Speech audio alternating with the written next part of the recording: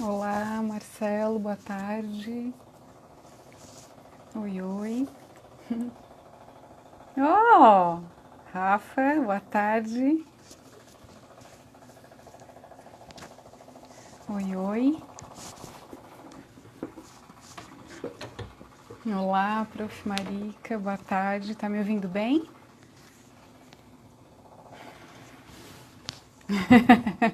Ah, que honra.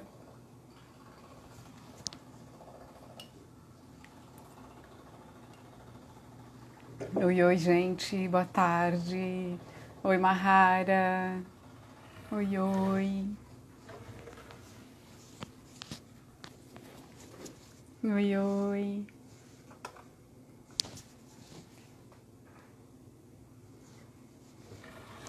Bora, gente, começar? Daniel, Batista. Oi, oi, oi, gente.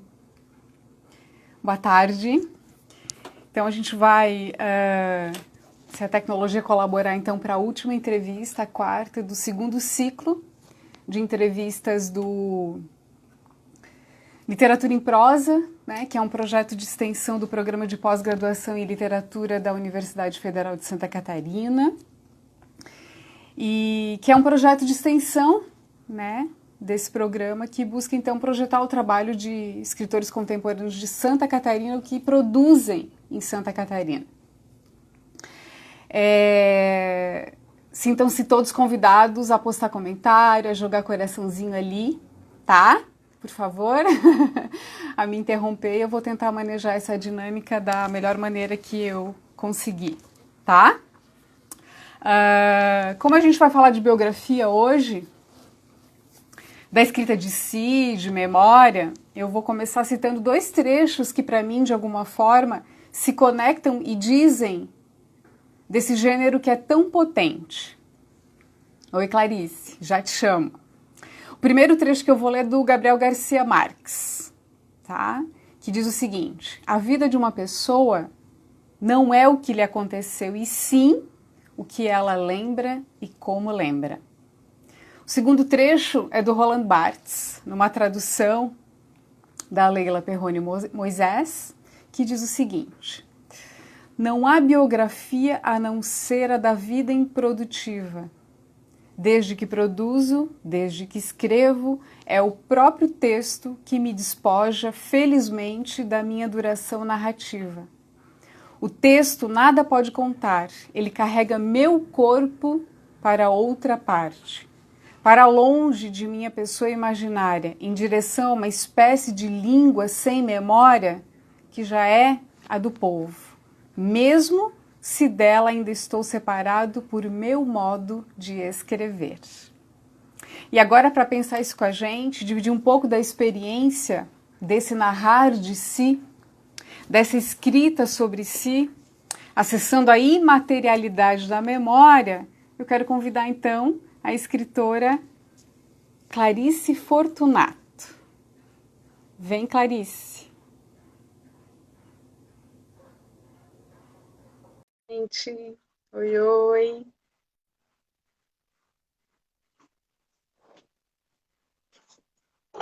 Chamando a Clarice.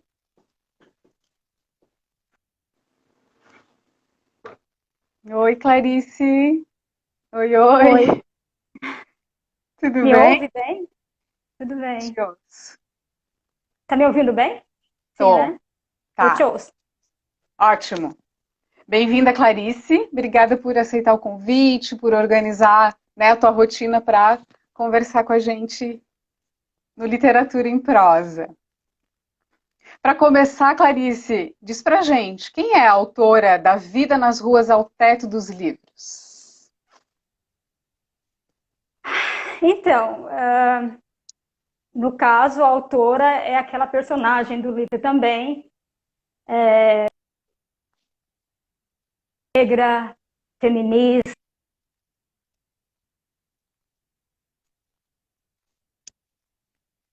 um tanto periférica, mas já como protagonista do seu destino. E devo salientar que foi a educação que me colocou nesse lugar de protagonismo. Ok. Teu áudio está um pouquinho cortado, Clarice. Eu acho que eu me mexi aqui. Eu vou deixar ele mais quietinho, que talvez ele não corte. Vamos Hein? ver. Ok. Então, para não ficar aquela apresentação oficial, assim, de currículo. Ah, é isso então, Clarice? É isso. Então, o livro Da Vida nas Ruas ao Teto, dos Dos livros, livros. isso. Uhum. É o livro de estreia da Clarice como autora de literatura. No livro, Clarice, e eu ainda estou assim, bem impactada por ele, tu contas que está na página 20. Na Muito página inspirada. 20. Isso. Uhum. Tu contas que muito inspirada na Carolina Maria de Jesus, tu promoveste um desafio no teu projeto de tese, né, de doutoramento, das normas do ambiente acadêmico. Mesmo que outros pesquisadores, não muitos, né, já tivessem também feito um deslocamento semelhante. Aí eu te pergunto, como é que se deu essa tua estreia como doutora em literatura e, ao mesmo tempo, autora de literatura? Então, na verdade, no doutorado, eu pesquisava a obra do Jorge Amado. Né? Quando a gente faz o doutorado em literatura, no meu caso, a gente tem que escrever uma crítica sobre uma obra literária. E eu escrevi Gabriela Cravo e Canela, do Jorge Amado. Como eu me tornei uma escritora, né, a partir desse lugar que eu estava, e como Carolina me inspirou. Na verdade, eu tinha feito uma disciplina com a professora Rosana Camita, no doutorado ainda, que era sobre literatura contemporânea. E aí eu tinha lido um livro da Tatiana Levi Salem, que é A Chave de Casa. E a Tatiana fez esse processo, né, de entregar uma tese, como uma tese, um romance. Então, por quê? Tem o curso de cinema, eles fazem um filme, o curso de teatro fazem uma peça, o curso de moda fazem um desfile. Então, por que não a gente entregar uma obra literária, né, o fazer literário dentro do curso de literatura? Então, foi isso que inspirou a eu escrever o livro como uma tese de doutorado. Mas também, óbvio, eu escrevi uma crítica que atravessava esse meu fazer. Tinha metade da tese o romance e a outra metade é uma teoria. E eu me inspirei Ah, na Carolina porque, na hora de escrever a teoria, eu trouxe outras referências de mulheres negras que escreveram, mulheres negras escritoras. Para se ter uma noção, tem um hiato muito grande. Eu acho que não está ativado o comentário, não, né? Porque está travando a tua câmera. eu A enxergo os tua imagem está comentários. travada. É, a tua Hã? imagem também, para mim, tá um pouco travada, mas eu tô te ouvindo bem. Os comentários estão Está aparecendo ouvindo para mim, bem? sim. Aham, tô te ouvindo bem. Ótimo. Então, continuemos. Continuemos. Então, para escrever a parte da teoria, eu revisitei algumas autoras negras que escreveram. Para se ter noção, durante mais de 115 anos do Prêmio Nobel, apenas uma mulher negra levou o prêmio para casa, né, que é a Toni Morrison, com a obra Amada, em 1987. Apenas uma mulher negra. E o nome da minha obra, que chama Da Vida nas Ruas ao Teto dos Livros, o teto é uma referência à obra da Virginia Woolf, que ela diz que uma mulher, para escrever, ela precisa ter independência financeira. Ela precisa ter um teto todo seu. Mas daí, em 2000, veio a Glória Anzaldúa e falou, né, que se a gente fosse esperar para ter condições financeiras, se a gente fosse esperar para ter esse teto, a gente podia nunca escrever. A Glória Anzaldúa é uma teórica afro-americana. Então, ela escreveu, essa carta é uma carta que chama Uma Carta às Mulheres do Terceiro Mundo, em que ela conclamava as mulheres negras a escrever, independente de qualquer situação de vulnerabilidade que ela se encontrasse, né? Escreva na cozinha, escreva onde você estiver. E a gente tem isso, né? Desde Carolina aqui no Brasil. Carolina fez um teto todo seu, um barraco de lona, e ela lia todas as noites, ela escrevia o diário dela e ela publicou, né, o Quarto Despejo. Então, o meu livro nasceu, então, nesse momento, e também pensando essas mulheres, inspirada nessas mulheres negras. Tá, Clarice, no momento da qualificação, que foi antes da tua ida para a parte Da sanduíche, Inglaterra. né, do doutorado Isso. na Inglaterra, tu já tinhas esse projeto da biografia? Não, Pelo, eu não, qualifiquei. né? Tu qualificou com a Não, Gabriela. Tu qualificou com a isso. Gabriela, é isso? Isso, qualifiquei com a Gabriela. Tá. Inclusive, foi um processo bem rápido, porque eu tinha que ir para a Inglaterra, e aí eu adiantei a qualificação e qualifiquei com esse texto da Gabriela. Então, quando eu voltei da Inglaterra, eu voltei com outro projeto de tese, tive que abandonar aquilo, tive também que ter a aprovação da minha orientadora, porque eu já tinha qualificado, né? Como é que você qualifica um projeto e daí volta para Defende poder outro. dar andamento para outro? Foi uma coisa bem corajosa, mas a minha orientadora, a Simone Schmidt, ela me apoiou muito e deu tudo certo. Tá. Então teve essa guinada na tua tese, quando você foi fazer a parte sanduíche. Na verdade, você migrou, você abandonou aquele projeto e abraçou outras categorias de estudo, é isso? Daí, na verdade, eu ia estar pesquisando sobre o romance Gabriela, e daí entra a questão de identidade, a questão de gênero, raça, questões do pós-colonial ou decolonial, eram outras questões. E quando eu fui escrever o romance, aí eu puxei a questão da memória, a questão da identidade, a questão de escritas de si ou autobiografia, eram outros teóricos que eu tive que buscar. Uhum. Ok, entendi agora. Então, na verdade, você teve uma guinada em termos de categoria de objeto. Oi, professor Márcio Markendorf. Ah, com essa. Nesse final do percurso mesmo, né, Clarice? Sim, eu Tu tive que cons- buscar teorias, outras coisas, né, que eu já tinha estudado até, mas que não tinha trazido ainda para o meu trabalho. Uhum. Vamos falar um pouquinho do livro? Tu tens a capa dele para mostrar pra gente? Sim, tem ele aqui. Ó, ele está à venda em todos os sites do Brasil, na Amazon, chega bem rápido, mas também está no site da Palas. Foi um livro muito bem recebido, tá? Estou recebendo feedbacks incríveis, entrevistas, estou gostando muito. E Você falou que ele sai. tem. Oi, Pode falar. pode falar.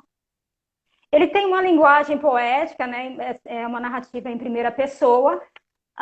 No geral, as pessoas estão pegando e lendo numa sentada, né? Então, tá lendo muito rápido, assim, até porque a linguagem em primeira pessoa permite esse adentramento, esse mergulho muito, muito, muito rápido, né? Na leitura. Mas é uma escrita poética, porque, na verdade, tem passagens aqui que são bem densas, né? Tem pessoas que falaram que é pesada, mas eu tentei não pesar a mão, mas é uma escrita poética e é bem tranquilo de ler, bem agradável, eu achei agradável. Não é uma leitura difícil. Não é uma leitura difícil. O Não. texto, não. Tanto a linguagem quanto o conteúdo, eles têm uma coisa de te enfeitiçar e realmente te conectar até o fim. Então foi, para mim, assim, eu não consegui abandonar a leitura para deixar para o outro dia para ler né, para ver o que realmente ia acontecer até o fim. Tu tens tido uns retornos bem positivos da recepção do livro. Você falou que hoje saiu Foi uma uma... reportagem da revista Marie Claire no G1. E até pode ter alguma Uhum. pessoa que leu lá a reportagem no site do G1, da Marie Claire, e tem entrado aqui curioso para poder conhecer um pouco mais, né? Mas tem várias reportagens, tem uma entrevista muito interessante que eu gosto muito, me apeguei muito no ND, no jornal ND, que daí as pessoas podem também estar conhecendo um pouquinho mais da obra. E também está comprando o livro, né? Lógico. Lá. Então Então, tá. um oi, se tiver alguém que leu a reportagem no G1 e veio aqui assistir por isso. Ó, tem um comentário ali da Nívia. Que riqueza de livro, parabéns pelo trabalho. Gostaria de adquirir esse livro, fiquei bem curiosa. Então, Ah, tem pessoas aqui que foram ali no meu perfil e mandaram mensagens, algumas bastante carinhosas. Eu estava em função da live também, tem muita coisa para eu responder, mas eu respondo depois, tá? tá, isso aí. É, Clarice, na página 102 do livro, te referes ao objeto como um relato de Uhum, fragmentos memoriais por mim vividos, de fato, na trajetória uhum, rumo à academia, ou seja, uma narrativa de si, da tua vida, construída no tempo presente, por meio então da rememoração do passado e que buscou também, isto dizes ali, refletir sobre a especificidade da memória individual e sua relação com a memória coletiva, acreditando no poder da literatura de narrar o mundo. Na página 103, tu continuas. Teoria e escritura se entrelaçam no exercício de evocar o passado e refletir sobre os fundamentos da memória, sobretudo em se tratando de escritas de si. Como é que foi, Clarice, na elaboração do trabalho, lidar com essas categorias? A memória individual, a tua, né? A memória coletiva, né? E a escrita de si uhum. e a escrita literária. Então, eu lidei com cada parte dessas de modo independente, e depois eu fui e tentei juntar tudo isso, né? Porque primeiro veio o relato, a questão do relato mesmo, que eu estava ainda na Inglaterra. Você quer que eu conte a história da Inglaterra agora, ou você vai perguntar depois? Não, pode contar. Vai Então, lá. porque primeiro veio a questão do relato, então primeiro veio a questão do individual, né? Eu estava na Inglaterra, que eu tinha conseguido a bolsa, então, para fazer parte da minha pesquisa lá. Quando eu entrei no doutorado, eu sempre tive, assim, muito definido em mim e estava muito convicta que eu queria ir para o exterior. Eu tinha essa oportunidade e eu sempre fui uma pessoa que fui atrás das oportunidades. Eu não deixei uma oportunidade escapar. Não fiz corpo mole. Inglês foi sempre uma coisa que eu tive facilidade, mas mesmo que eu não tivesse facilidade, eu ia agarrar essa oportunidade. Então, quando eu entrei no doutorado, eu entrei pensando já em fazer parte dele no exterior. Mas chegando na Inglaterra e depois de cumprir os compromissos, que era apresentar seminário e fazer disciplinas lá, começou as férias escolares, e eu ficava praticamente sozinha no campo. Era eu que ia para a universidade como pesquisadora, na minha salinha sozinha lá, e todos os estudantes estavam em férias. Então eu estava com uma programação diferente da deles. E nessa questão de ficar sozinha, da solidão, e já no exílio, que estar num outro país, né? Eu voltei bastante para mim e comecei a ouvir vozes que diziam que eu tinha que contar a minha história. Então, daquele meu passado de muita pobreza, de violência e tal, eu tentei silenciar esse passado e deixar, né, escondidinho ou silenciado para poder seguir em frente. A gente precisa, às vezes, deixar o passado lá quietinho ou pausado para poder ter forças para seguir em frente. E esse passado estava assim. Até que daí, nesse momento de silêncio lá na universidade, essas vozes que durante a minha trajetória ecoavam, dizendo para eu contar a minha história, parece que elas se juntaram, fortalecidas, e ficava, conte sua história, conte sua história. Mas era uma coisa de verdade mesmo, não era imaginação minha. Eu estava ouvindo aquilo e eu tampava o ouvido assim para ver se eu não ouvia mais e aquelas vozes continuavam. E estava muito frio na Inglaterra, mas eu falei, não, eu vou sair para caminhar, isso não pode ser, eu não posso contar a minha história porque eu tenho a minha pesquisa de doutorado para desenvolver. E eu saí para caminhar tentando espantar as vozes ou silenciar as vozes. E isso eu fiquei, caminhei, horrores, até perdi o tempo de de quanto tempo eu caminhei. E quando eu não aguentava mais caminhar, eu voltei. Enquanto eu estava fora de casa, as vozes pararam, pausaram. E aí eu senti uma paz e tal, mas fiquei triste que eu tinha que voltar. Cheguei em casa, as vozes recomeçaram. Só que daí, como estava escurecendo, aquelas vozes pareciam ser muito mais fortes. E aí eu pensei, eu tô louca, eu tô paranoica e tal. E comecei a ficar muito mal mesmo. E aí eu entendi que eu tinha que contar.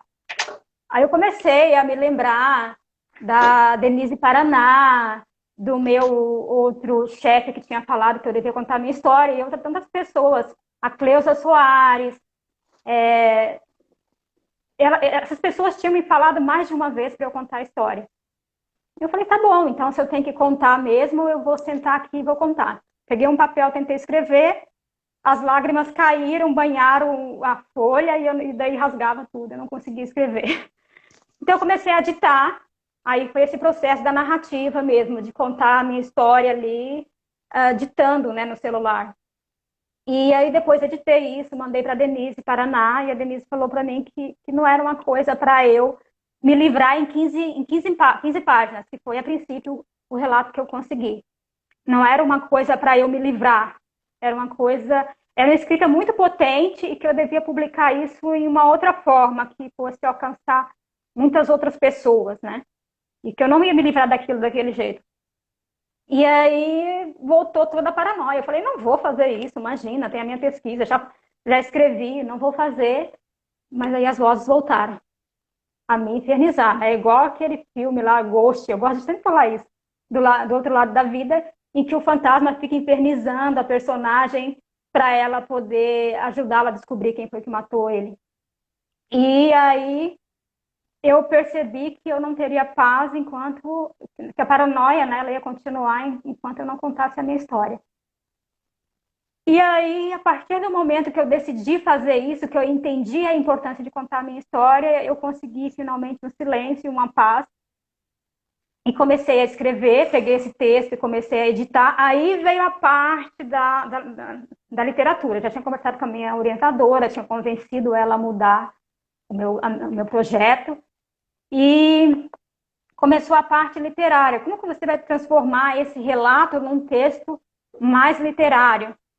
Porque tem a parte que eu relato, por exemplo, a morte da minha mãe, que para mim é a parte mais pesada, que se eu ler trocentas vezes, eu choro trocentas vezes.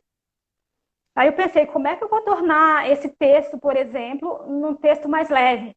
Como é que eu vou dar leveza a esse texto?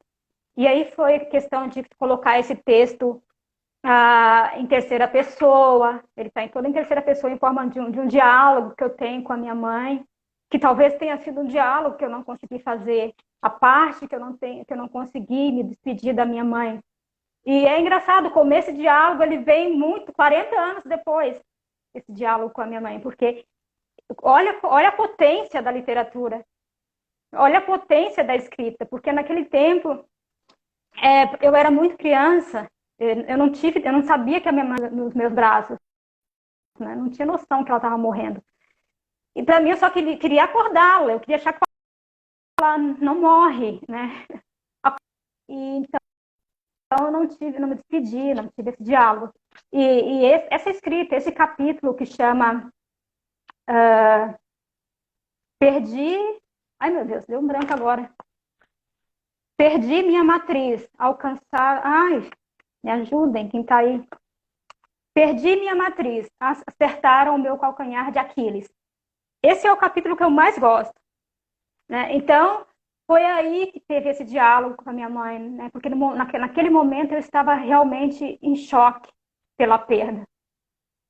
Então, escrever esse capítulo foi uma coisa, um jogo monólogo literário que eu tive que fazer. E os demais foi uma coisa mais fácil, porque eu já tinha escrito em primeira pessoa, já tinha intimidade com a escrita em primeira pessoa.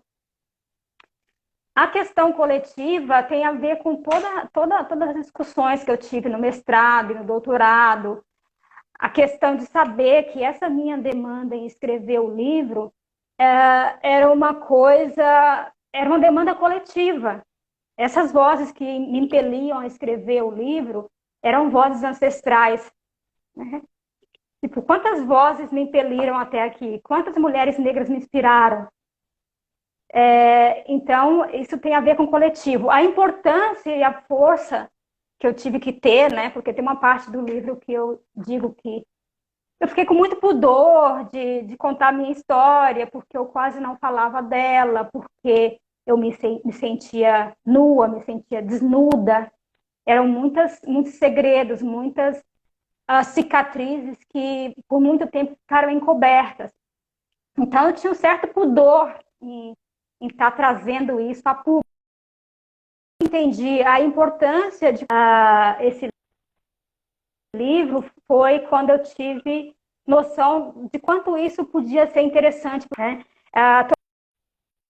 Toni Morrison tem uma frase que ela diz assim: se você encontrar uma história que você queira ler, mas ela ainda não foi escrita, você deve escrever. Né? E a Toni Morrison é uma pessoa que ela me inspira muito, é uma mulher negra que me inspira muito. Então foi mais ou menos assim, não sei se eu respondi a tua pergunta, posso ter sido prolixa, que eu sou. Respondeu sim.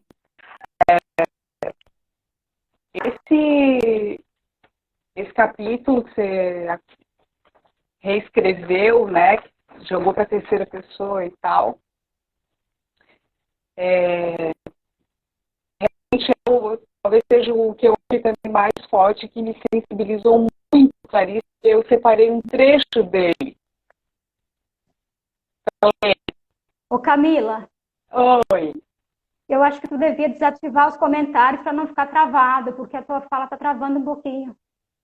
Eu estou gostando de ler os comentários, estão ótimos. Obrigada, gente. Mas daí, se desativar, eu acho que trava menos. Pior que eu não sei como é que faz isso. Ai, não sei. Eu não sei como é que faz isso. Não, os 3 pontinhos que aparecem. Achei. Os 3 pontinhos que aparecem. Achou? Isso. Depois a gente reativa, então, é isso? Vamos ver se melhora, melhora. Ok. Clarice, depois também, se tu me autorizares, eu vou ler um trechinho desse capítulo ali que é muito potente, que é muito lindo, muito tocante, realmente. Eu quero. Lê sim. Tá. Não sei se a gente lê agora, lê depois. Vou ler agora. Você que sabe. Tá. Esse trecho que eu separei, ele está na página 77. Desde que você ficou muito doente, eu me preparava para a sua partida. Contudo, eu nunca me senti pronta para dizer-lhe adeus. Recordo-me de afirmar inúmeras vezes querer partir antes de você. Mas a vi definhando dia após dia diante dos meus olhos. Às vezes, rezava em silêncio, suplicando a Deus para trazê-la de volta para mim. Vendo-a sofrer, tantas vezes chorei baixinho, queria eu sentir a sua dor, porque me doía a alma vê-la sofrer. Ainda assim, queria que você ficasse comigo e me senti egoísta por isso. Queria que estivesse comigo no dia da minha formatura. Ficaria orgulhosa? Faria tudo para não ficar sozinha no mundo. Mas agora você diz palavras desconexas e mal me reconhece. Eu sei, a vida foi tão dura com você. Eu queria agora embalá-la nos braços até que toda a dor se dissipasse. Como você se fazia meu refúgio quando eu tinha Pesadelos. Clarice, tu achas que a tua narrativa, especialmente esse trecho, ela teria o mesmo impacto no leitor, nesse leitor autônomo, maduro, se ela fosse desvinculada de uma memória individual?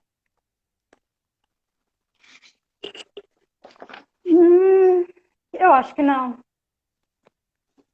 Eu acho que não. Eu acho que tem um impacto, ele é muito mais profundo, ele é muito mais real. Para você ter noção, toda vez que eu leio essa parte, você leu só por aquele pedacinho, eu estava quase chorando. Porque isso traz uma emoção muito forte, né? Então, acho que não. E Traz é sim. interessante como nessa parte aqui eu conto essa história de querer embalar a minha mãe, porque, na verdade, houve, né, essa inversão dos papéis. Quando a minha mãe ficou cega, eu era muito novinha, eu tinha 7 anos. Mas aí, então, eu fiquei nesse papel de eu cuidar dela, de dar comida na boca, de revelar perigo quando tinha que andar para não cair em buracos, de ajudá-la a tomar banho, de eu fazer a comida. No começo, era muito divertido, porque eu era uma criança brincando de casinha. Eu vivia lavar roupa, vivia cozinhar, porque parecia que era a minha casinha. E depois eu percebi que eu tinha que estudar, e aí aquilo, eu equilibrar os estudos com aquele cuidado, não tinha nada de romântico, né? Não era nada igual às brincadeiras que eu fazia quando eu era criança. Então, tem essa questão da inversão do papel, de eu não esperar um carinho da minha mãe, de eu chegar, às vezes, eu era muito tímida, a gente foi em casa, era muito limitado no sentido de a gente não poder falar o que pensava, de a gente não demonstrar muitas emoções, e de repente eu me vi naquele lugar de que se eu quisesse um carinho, eu que tinha que fazer carinho, né? Então, às vezes eu ia pentear o cabelo da minha mãe,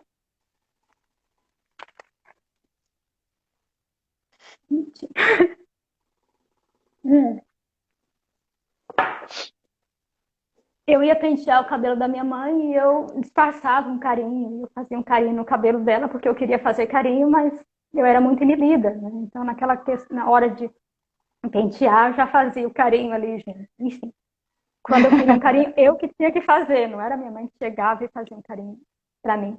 Enfim, essas coisas, né? De eu cuidar dela mesmo. E só faltar realmente embalar ela no corpo. Porque chegou o momento que quando a gente veio aqui para o estado, a gente foi morar na cidade de Pinheiral. Lá o frio era tão grande que a água congelava na mangueira de água. E a gente ia pegar água e não tinha água, era gelo que tinha congelado. Então a minha mãe ficou entrevada, ela não andava mais, ela ficou assim, e aí eu tinha que pegar ela para levar para o sol, para ela tomar um sol. Se ela quisesse ir para a sala também, eu levava ela no colo. Né? Então, essa coisa que eu dava colo para minha mãe mesmo, né? Eu era a pessoa responsável pela mobilização, pela questão de ela se deslocar para os outros lugares. E tudo isso está no livro, tá, gente? Sim, A questão das vozes, então, realmente não é ficção, né? Não, aquilo era muito real, eu não conseguia dormir.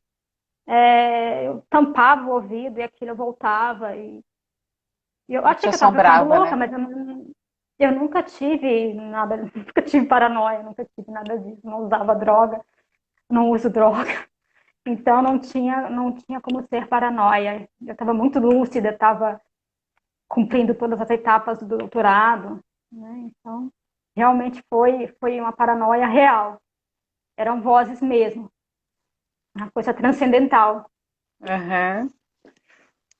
Clarice, como é que se configurou essa categorização, autobiografia romanceada, que está sendo usada na divulgação do livro? Ixi, Camila, estão usando tanta coisa. Estão falando que é Estão romance de chamando de tudo. amor.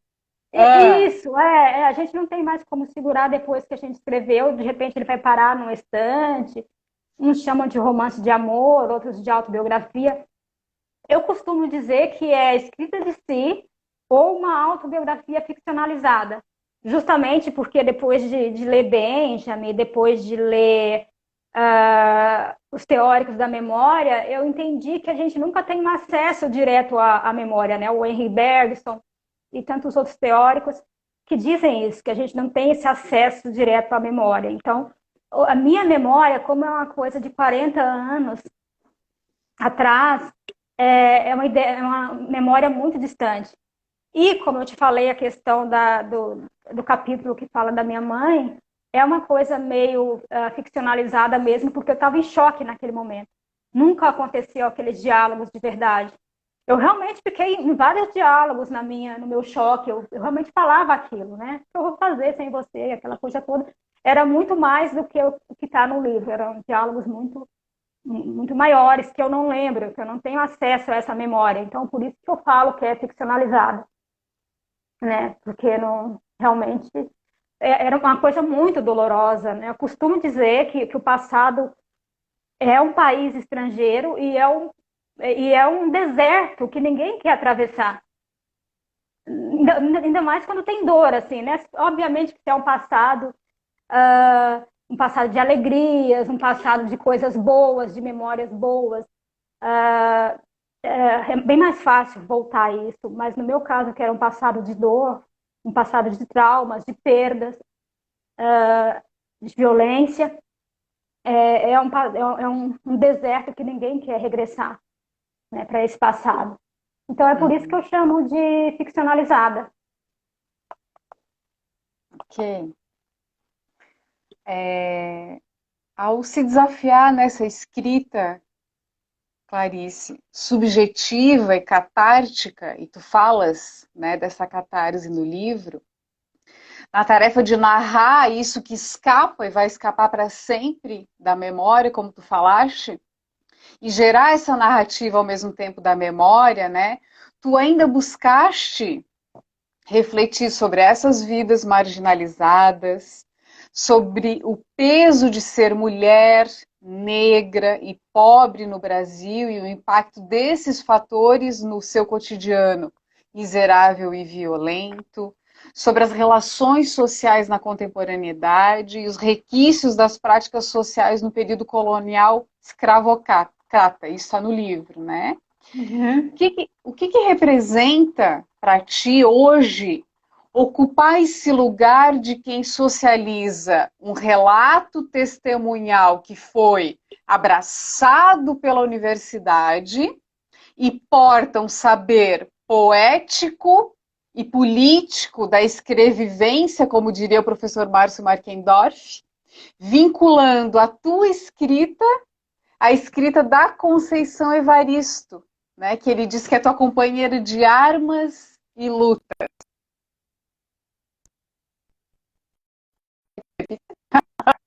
Caramba. Clarice?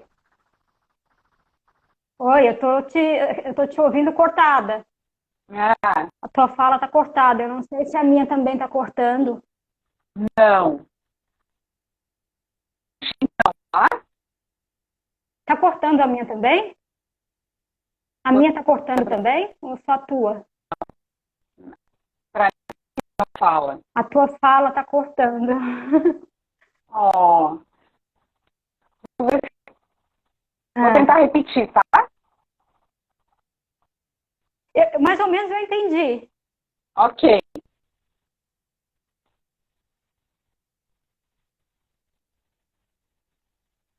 Queres que eu responda? Por favor. Então, essa questão do resgate da memória é uma coisa muito interessante, porque era uma coisa que estava no passado, era uma memória individual, mas que ela se reescreve no presente, né? Então, é uma coisa...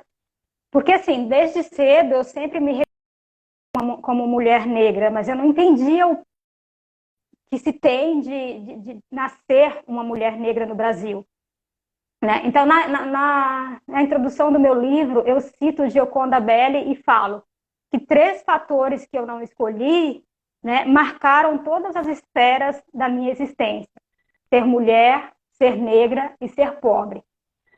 Então, pensando nisso, essa questão do resgate da memória é uma coisa muito interessante, porque ela vem agora no presente, que a gente reescreve essa memória, né, esse resgate da memória, e eu me inscrevo como mulher negra como parte desse coletivo, né, e reescrevo a minha história. Reescrevo a história desse coletivo de mulheres que, como eu, tiveram praticamente um destino definido ao nascer mulher, negra e pobre. E, pensando nisso, é muito importante como inspiração a escrita de Conceição Evaristo, a questão da escrevivência de Conceição Evaristo, que ela traz para a gente muito claro, muito impactante essa questão da escrita de si, que ela chamou de escrevivência. Porque Conceição eu li desde a minha graduação. Eu terminei a minha graduação em 2009. Eu também conheci a Conceição com a professora Simone Schmidt. A imagem da Camila sumiu, né, Tânia? A Tânia está aqui. Oi, Tânia.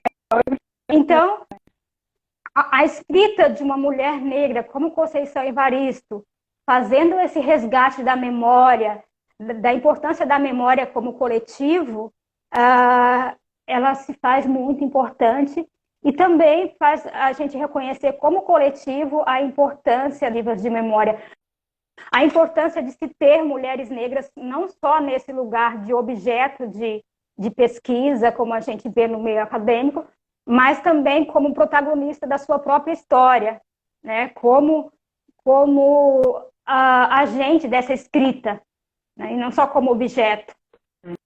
E aí é interessante também ver o crescimento dessas teóricas, dessas intelectuais no meio acadêmico, porque por mais que eu tenha conhecido a Conceição na graduação, isso foi só no final da graduação. Então, durante toda a graduação, os intelectuais, as teorias que comporam o meu conhecimento ali na graduação eram teóricos brancos. É um conhecimento muito imperialista. Então, a gente está vendo agora a importância de ter essas mulheres negras como agente do conhecimento, como protagonista dessas escritas. Então, nesse papel que, tudo bem, eu fui empregada doméstica e isso não é nenhum motivo de humilhação. Ser empregada doméstica, faxineira, são trabalhos muito, muito dignos, mas que isso seja uma escolha de cada um, né? E não seja um destino, que não seja destinado só às mulheres negras, que as mulheres negras possam escolher o seu destino, possa ser protagonista da sua história. E isso se faz também, quer dizer, isso só se faz você combatendo o racismo estrutural, né? E isso começa, nesse caso, da questão da escrita, também dentro da academia. Obviamente que fora da academia a luta é grande, a luta é potente, as mulheres negras estão lutando, estão construindo, elas escrevem, sim, fora da academia. Mas no meio acadêmico está mudando e tem que mudar muita coisa ainda. Os intelectuais têm que parar de ser só aquele conhecimento universal, o cânone. A gente tem escrita contemporânea incrível, de mulheres negras, de mulheres. Clarice, minha imagem voltou? Voltou, tá linda aí. Então tá, obrigada, professora Tânia, por avisar a gente. Agora não tá mais cortando, né? Que bom. Clarice, aproveitando a Conceição Evaristo,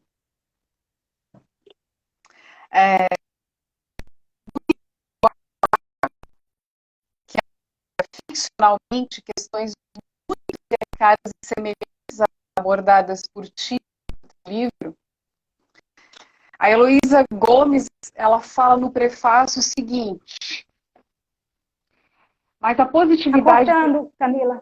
O que a gente faz, Clarice? Tu desativou os comentários já, né? Vou desativar. Tá desativado o comentário, né? Sim. Uhum. Tá. Vou lá de novo. Eu vou ler um trecho do prefácio do livro Olhos d'Água da Conceição Evaristo. Tá ouvindo? Uhum. Tô ouvindo.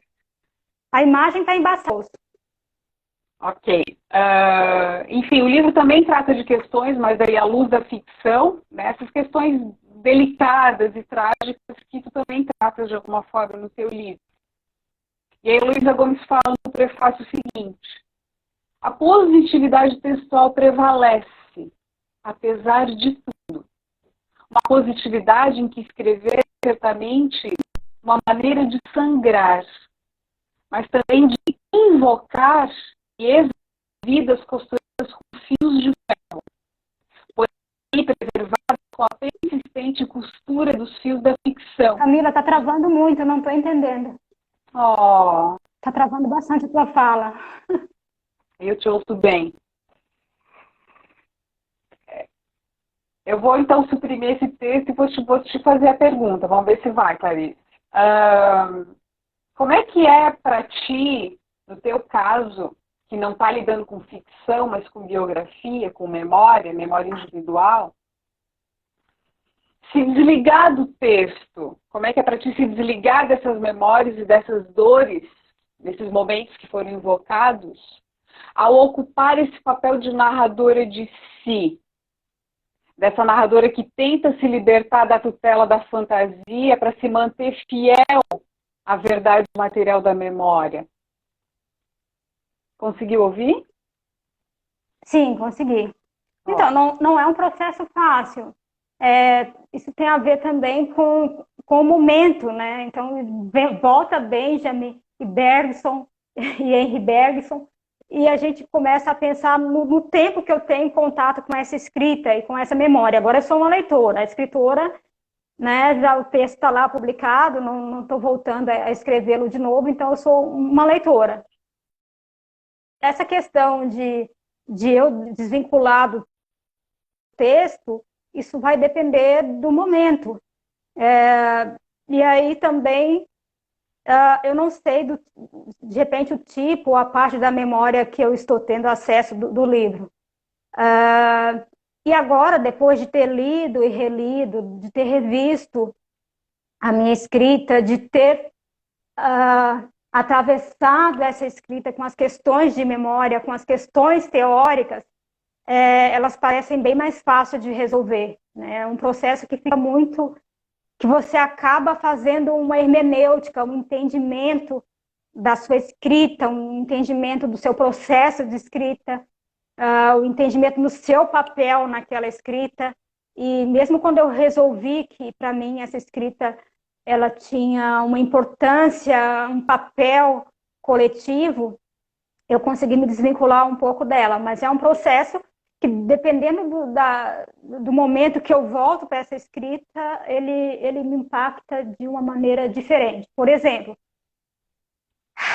hoje, quando eu vi que estava a matéria no G1, eu fiquei pensando como é que as pessoas iam receber essa escrita, como é que essa escrita ia chegar a essas pessoas, qual é a mensagem que essa escrita ia passar, o medo de uma mensagem equivocada que possa chegar. Por exemplo, as pessoas podem pegar só a questão da meritocracia, só eu estou falando, tá? Bem entre aspas, que não é uma coisa que eu quis ressaltar, porque tem muitas mulheres negras e muitas escritoras, né, mulheres negras em geral, nas suas experiências, que elas fazem um esforço tremendo, um esforço de uma vida toda.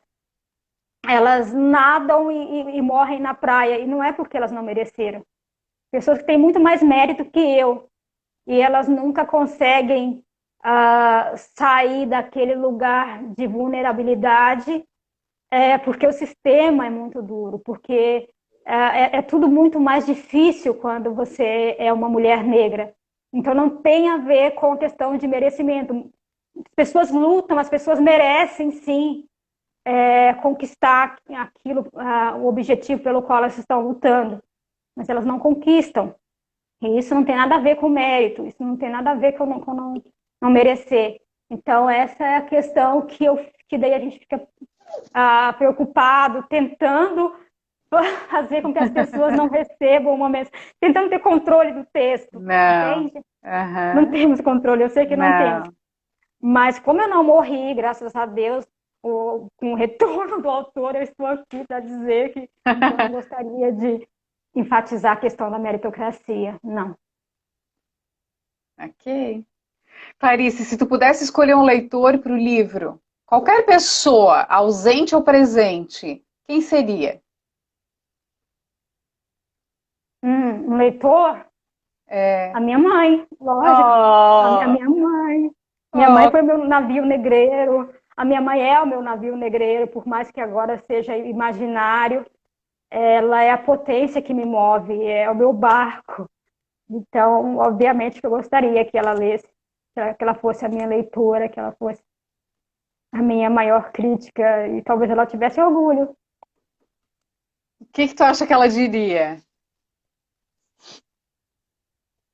depois da leitura? Provavelmente, Sim. provavelmente ela não diria. Minha mãe era uma pessoa, como eu te falei, uma pessoa muito humilde, uma pessoa que ela não frequentou escola, ela frequentou por muito pouco tempo, mas provavelmente seria esse orgulho, né? E a questão de dizer, essa é minha filha, talvez, porque a questão de ver que eu vim dali, né? Da minha origem, talvez também tivesse a questão de se reconhecer como essa continuidade, ou seu lugar que sempre esteve ali, mas talvez que ela nunca tenha refletido sobre isso.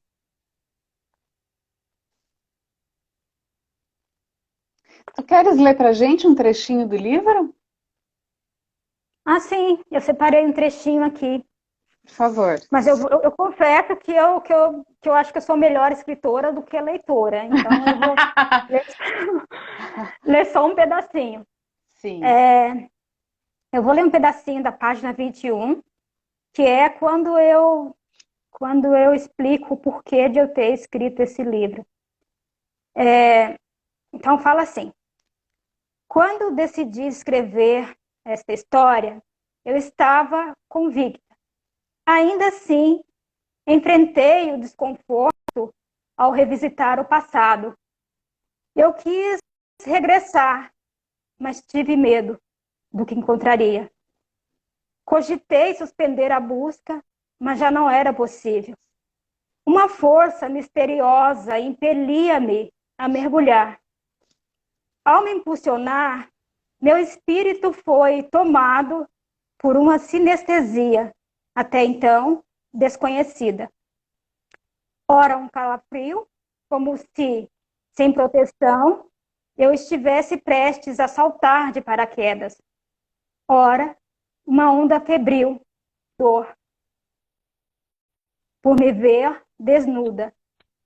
Todas as cicatrizes, sempre escondidas, inclusive de mim. Inclusive de mim mesma, agora aparente.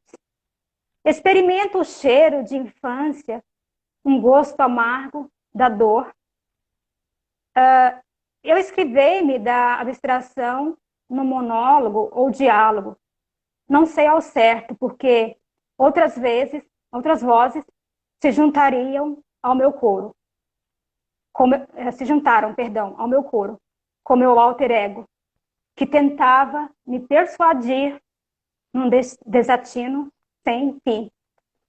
Essa é uma passagem que eu começo a explicar o que me moveu a escrever o livro e como e os desafios que eu enfrentei, as barreiras que eu me impus, tentando me desestimular a escrever o livro, porque realmente era uma coisa que me assustava no começo. Então, é o mesmo titubeio que eu enfrento quando eu quero escrever, eu fiz aqui no livro também. Vou escrever mesmo? Preciso escrever? Quem que vai ler essa história? Para quem que é importante essa história? Foi mais ou menos um monólogo comigo mesma, tentando justificar o porquê de escrever.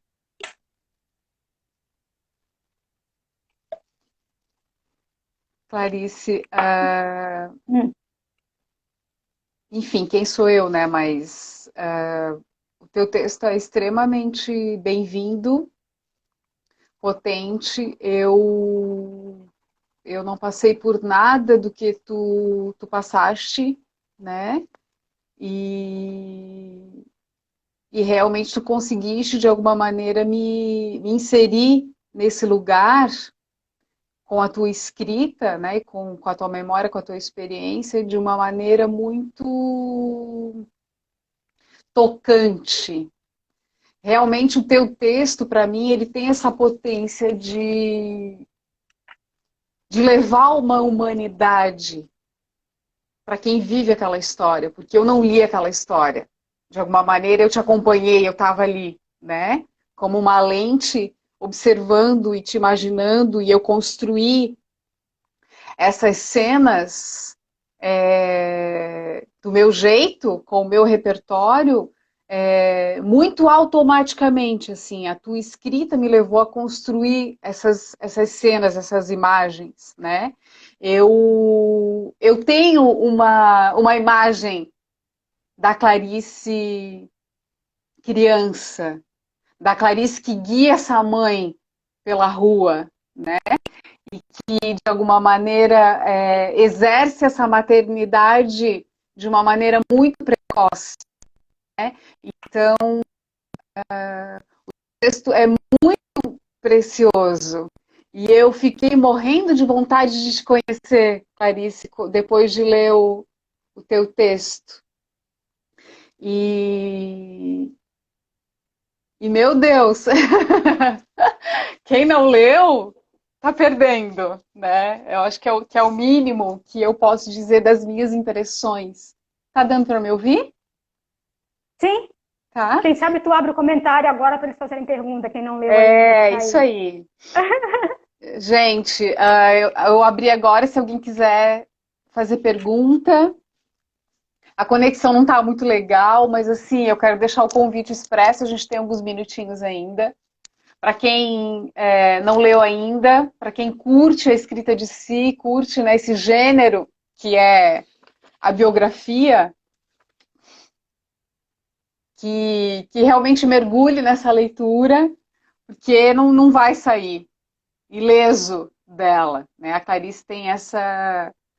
Talvez ela nem soubesse, né? Mas ela tem essa coisa de enfeitiçar por essa escrita, de uma maneira que, apesar de tratar de questões muito delicadas e trágicas, né, Clarice, tu consegues imprimir na tua poética essa leveza e realmente puxar a gente pela mão. Puxa, vamos refletir sobre essas questões, né? Elas podem estar perto ou não perto de ti, mas elas envolvem essa humanidade. Vamos ver se alguém quer perguntar alguma coisa. Não, a gente tem só 2 minutos, é isso? É isso, Clarice. Ih, está acabando, então. Então, queria agradecer, a conversa foi muito boa, você é muito generosa, me deixou muito à vontade. Que bom. E foi incrível estar aqui falando sobre meu livro. Eu convido as pessoas que não conheceram, que não leram o livro, que leiam. Eu nasci em Terra Rica, no Paraná, na cidade de Terra Rica, em 1976. Obrigada pelas pessoas. Ah, tá ali, Aline, Oh. um beijo, querida. Então, aonde que eu estava? Convidando, se despedindo, convidando para a Sim, leitura. leiam um livro. Eu sinto muito, vocês vão chorar, porque eu acho que quase todo mundo chora, mas tem reflexões muito interessantes. Leiam Mulheres Negras, a gente tem escritoras incríveis. Leia Djamila, leia Luana Janot, leiam Conceição. Leia o Pequeno Manual Antirracista, gente, porque as questões raciais não diz respeito só às pessoas negras, ela diz respeito a todas as pessoas, porque nós somos seres sociais, a gente não vive isolado. Então, é muito interessante vocês estarem por dentro dessas questões e discussões raciais. E daí, nesse momento, a gente tem que abandonar um pouco o achismo, né? Não é questão de achar, e começar a estudar um pouco sobre essa questão racial. O racismo não é uma questão moral, o racismo é uma coisa cultural, tá? É um problema cultural e estrutural. Então, a gente tem que realmente ler e desconstruir algumas ideias equivocadas que a gente tem sobre o racismo. Oh, Muito bom, obrigada a todos vocês. obrigada. Obrigada, Camila, pelo convite. Eu adorei. Oh, que bom. A gente está acabando, daqui a pouco pode cair, mas enfim, quero agradecer muito a todo mundo que participou, pedir desculpa pela conexão, agradecer e parabenizar a Clarice pelo trabalho. Não deixa a gente na mão, Clarice, escreva mais.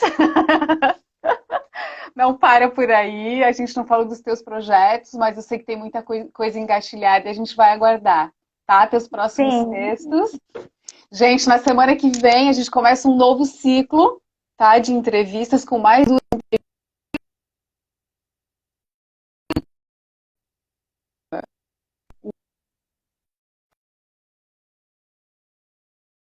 Muito obrigada.